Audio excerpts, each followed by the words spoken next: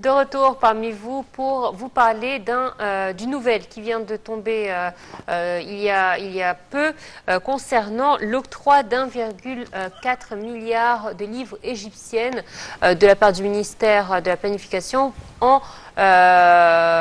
faveur du projet national et qui tient à cœur la présidence, le projet Vie décente. Et cette somme devrait aider donc les jeunes et les personnes qui souhaiteraient évoluer dans des PME.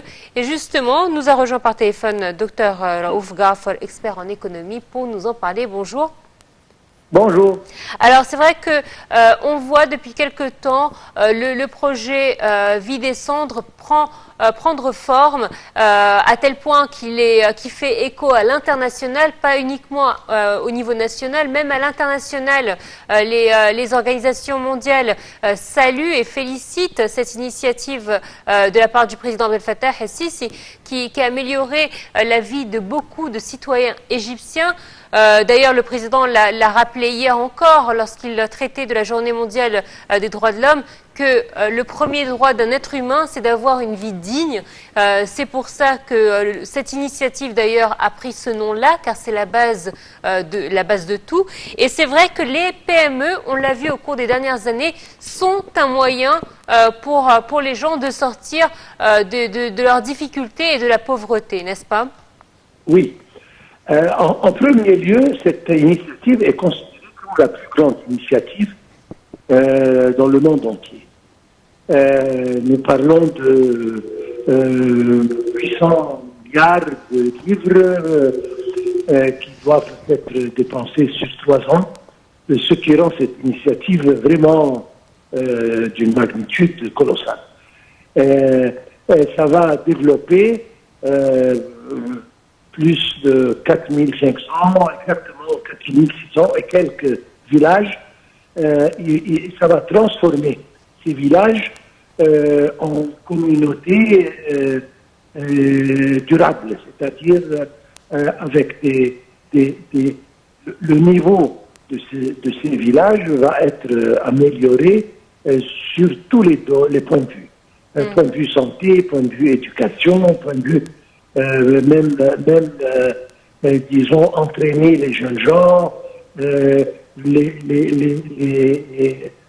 croître leurs capacités et capabilités et habilités sur le plan numérique, etc. Donc, transformer cette communauté en une communauté moderne qui peut être comparée aux communautés pareilles dans le monde développé. Donc, c'est une chose colossale. Le président lui donne une importance extrême. D'ailleurs, c'est le projet le plus important. Et il y a des milliards qui vont dans cette direction pour établir des projets, mini-projets, micro-projets, pour essayer justement d'augmenter et d'élever le niveau de ces communautés d'une façon vraiment admirable. Donc, c'est pour ça que le monde entier regarde à cette initiative et à ce qui se passe justement sur le plan exécution de cette initiative. Il admire les efforts et ça devient un modèle pour le développement durable dans les pays en voie de développement.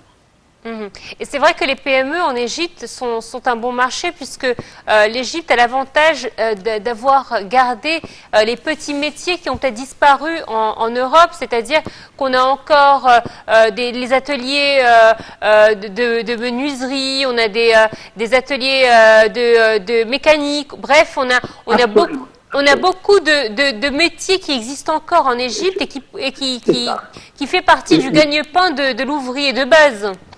C'est ça. Et le problème, c'était qu'il n'y avait pas des ouvriers qui apprennent leur métier à des jeunes gens. Maintenant, ça commence et on aide même les jeunes gens à établir leur propre petits projets qui peuvent augmenter et puis grandir avec le temps. Donc, le gouvernement donne toute l'aide voulue pour justement, je répète, changer ces communautés et les transformer en communautés qui soient durables, et qui peuvent se développer en plus et en plus à travers les années. Et justement, comme vous l'avez dit, nous avons tellement de partisans qui manquent de fonds pour établir le projet. Donc le gouvernement couvre cette direction et vise vers le développement global de tout ce grand nombre de villages. Oui. Docteur Raouf, également, si on parle du projet de vie décente, on parle d'un gigantesque projet étendu sur 3 ans avec un budget total de à peu près 800 milliards de livres égyptiennes.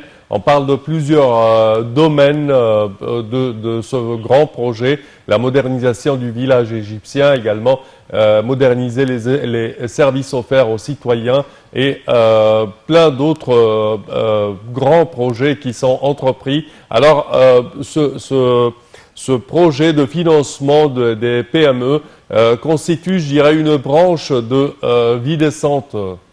Absolument.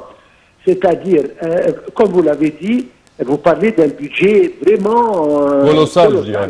Ouais. Et répandu sur une période assez courte, 3 années et 800 milliards, c'est déjà beaucoup. Mais il y a justement la volonté politique, la volonté du président, de l'administration pour exécuter ce projet d'une manière vraiment immaculée. Donc on parle d'un projet qui va transformer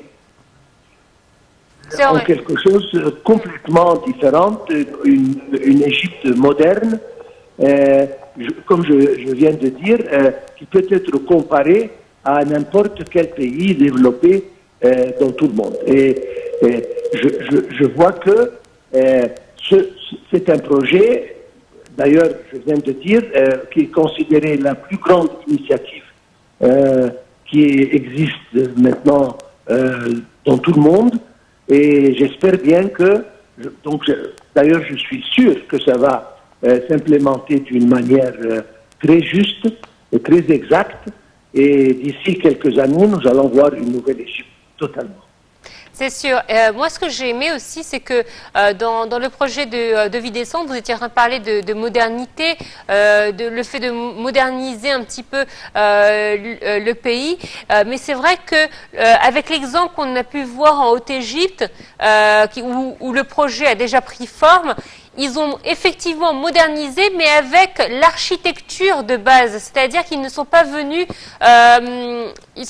changer le paysage urbain. Au contraire, ils l'ont amélioré en gardant les traditions et les traditions architecturales de la zone pour pas leur enlever leur identité. Et ça, c'est une bonne chose. Absolument. Surtout que nous avons, comme vous l'avez dit, chaque gouvernorat a ses propres, disons, artisans, et il a ses propres, disons, petites industries dont il est célèbre. Donc, c'est une affaire de, justement, améliorer et entraîner les jeunes gens à continuer dans cette direction. Et c'est justement ça qui donne à ce projet un air un peu différent. Et c'est pour ça que, à mon opinion, ça va réussir et ça va, comme je viens de dire, développer toutes les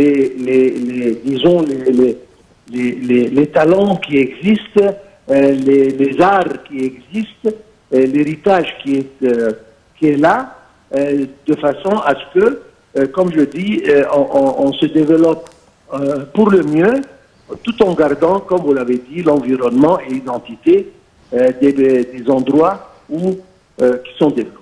Docteur Raouf Gaffar, merci à vous d'avoir été des nôtres. C'est toujours un plaisir de vous avoir en notre compagnie. Voilà, mesdames et messieurs, c'est ainsi donc que prend fin cette édition. Nous tenons à vous remercier de votre fidélité. Excellente suite de programme sur la TV internationale. Merci Samer. Merci Noah. Merci chers téléspectateurs et bonne suite de programme sur NEL TV internationale. Au revoir.